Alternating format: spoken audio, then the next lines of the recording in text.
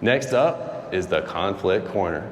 Raise your hand if you do the conflict corner at your school. Just curious. Anybody? Oh, look at that. Look at that. So this is, if you're going to try anything, this is probably the one that I would say is the Easter egg of the whole presentation that will save you the most headache.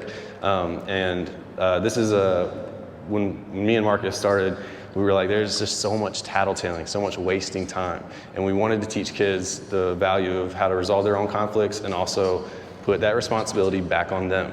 And so the rule for our school is if you have an issue with somebody, you have to first go over to this poster that's over in the corner, and you have to go through the steps of conflict resolution to resolve that for yourself before you come and talk to me about it. But if you can't resolve it on your own, of course, I'm the adult in the room, I'm happy to help you out. But 95% of the time, what happens is either they figure it out on their own, or when they come up to you and they're like, hey, so-and-so did this, they weren't playing by the rules of the game, and I say, hey, did you go to the conflict corner? It's like a little filter for them, and they're like, you know what, never mind, it's all good, and they jump back into the game because they realize that it's not that important. They just wanted somebody else to solve their problem. But if they have to solve it themselves, nah, we're good, we'll just keep playing the game and not worry about it. So it's just a little filter for you. Same thing happens with this injury form. When a kid comes up and they're like, hey, my stomach hurts, I don't think I can do this activity. And I say, hey, no big deal, go fill out the form, take it home, get it signed by your parents. They're like, you know what, I think I feel pretty good. And they like jump back into the game. It's a filter for them to decide if it's a real issue and they really can't participate, that's fine. Just let your parents know about it and they sign it, they bring it back. But if it's just a fake thing that they're just not wanting to participate, then that kind of helps motivate them to do that. I'm gonna show you this video of me and Marcus explaining this. You can kind of see how we explained it at the beginning of the year. Conflict corner, this has step-by-step instructions to help you resolve your conflict. First thing is hands out, palms facing up. So when you're resolving your conflict, you need to hold your hands out just like this. Everybody try it. The reason that you do this is because it helps you to relieve stress. Instead of balling your hands up, everybody ball your hands up. That makes you feel stressed out and tense. So make sure when you are trying to resolve a conflict that you hold your hands, palms up, open. Next time you are taking a test and you have pass testing, you might want to try this quick little trick to help yourself relieve a little stress right before that test starts. Number 2 is explain the problem. So that would be Mr. Nelms. He's the one that has the problem. So, Mr. Landers, when we were playing hula hoop throwdown, I saw that you were stepping over the line. The teacher told us earlier that that was a break of the rule. So I'm explaining the problem to you that you stepped over the line. All right, so now Mr. Nelms has told me the problem.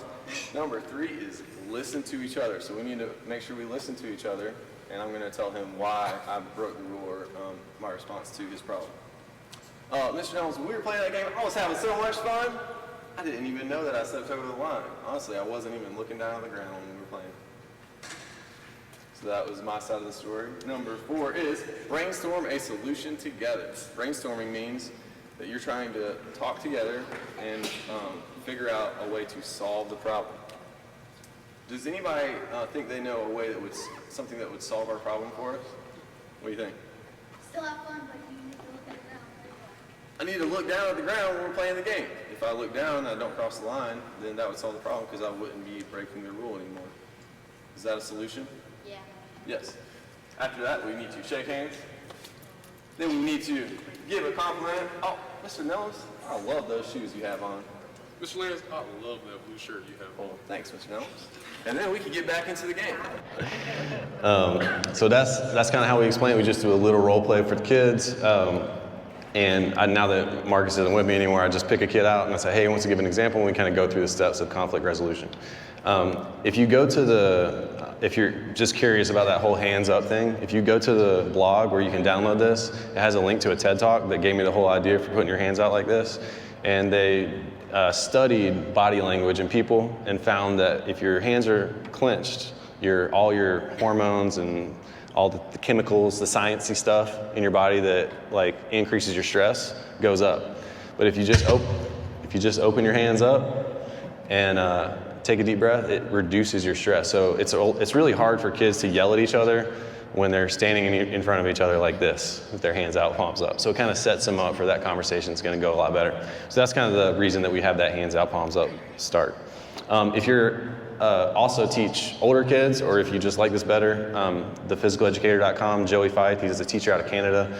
He did a redesign for his middle and high school kids that kind of has more of a cool vibe, less of an elementary vibe. So That's linked up on the blog post as well if you want to check that out.